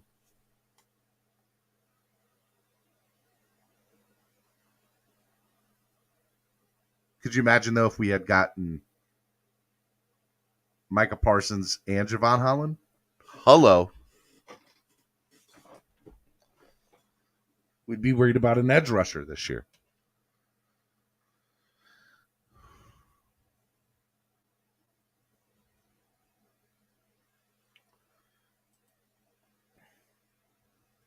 All right. Next, it's 11 o'clock. 7 minutes till we've been out for 2 hours. I'm doing a shorter show today because I got the internet people coming here. So I'll tell you what, over the next 7 minutes, you guys can ask me anything, and any donation that comes in after 11, okay? Any donation of $5 in increments, I will enter to win. $5 increments instead of 10. I will enter you into the giveaway that we're doing on Friday. You just have to put it in your thing saying, hey, this is for the weekly giveaway. So $5 giveaway instead of $10 right now, just for the next 7 or 8 minutes. If you donate $5 in increments of 5, you will get an entry into the Patrick Surtain autographed jersey. Just remember, 5 is 1, 10 is 2, 15 is 3, 20 is 4. If you donate on Cash App or PayPal, I'll double your entries automatically. Okay? I'm just trying to raise money for the channel, guys. Just trying to raise money for the channel. Let's see here. Any last questions? Are you and TD going to do a draft show together? Probably not. I thought about doing some draft coverage this year. It's just, there's not enough to it. Not enough to it to be doing it. personally.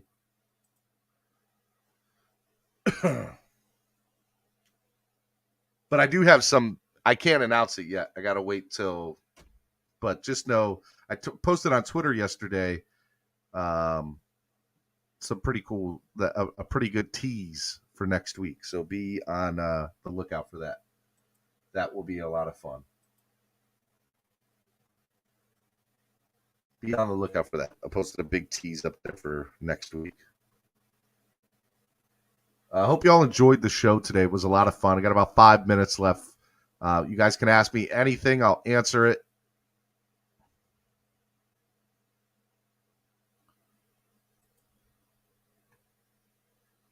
Let's see here.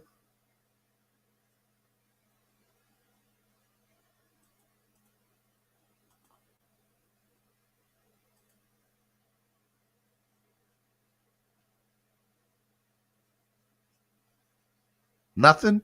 Nothing, guys? That it? This is going to be the end of the show today? All right. I got 4 more minutes left. $5 increments gets you in there. Give me some camp battles. Camp battles. If the Dolphins go after Treader, I'm interested to see where they put Dieter.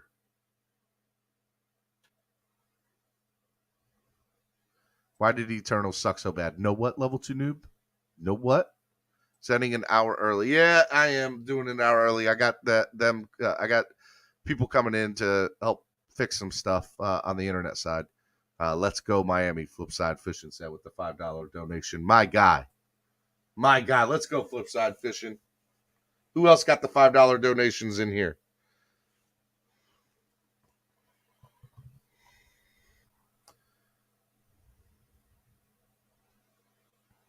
What else we got?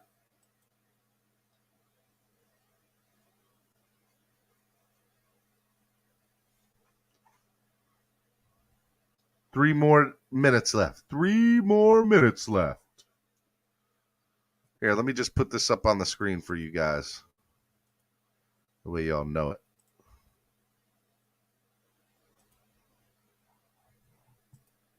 Donate to the channel. Helps the channel grow. Hope y'all enjoyed it today. Share everything. If you have questions to Daniel, Oyefusi, or myself, make sure you guys go on social media. Check it out. Rewatch this. Rashad, level 2 noob, you should golf today, level 2 noob. You should definitely golf today. 100%. Definitely golf. That's what I think. Golf today.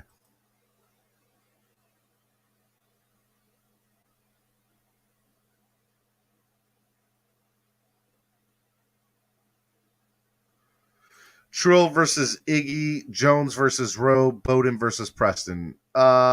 Trill beats Iggy, Jones and beats Rowe, and Bowden beats Preston. I have not been in a very long time, Flipside. Not in a very, very long time. I have not been fishing. But I have been, and I like to go. I don't love it, but I like it.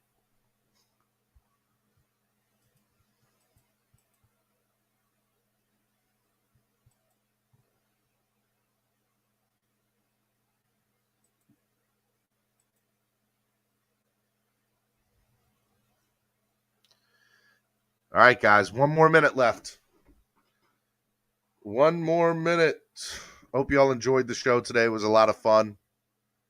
I enjoyed it. Big shout out to Daniel Oyefusi of the Miami Herald.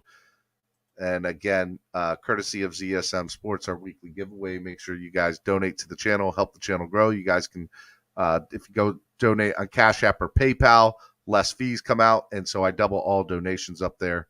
All right. I love you guys. You guys best fans in the world. Miami Sports Music Podcast Network, Clock Blockers, home of the #1 Miami fan morning show. It's been a lot of fun this morning. Tomorrow's Wildin' Out Wednesday. We'll have a lot of fun up there. It'll be the day before the draft.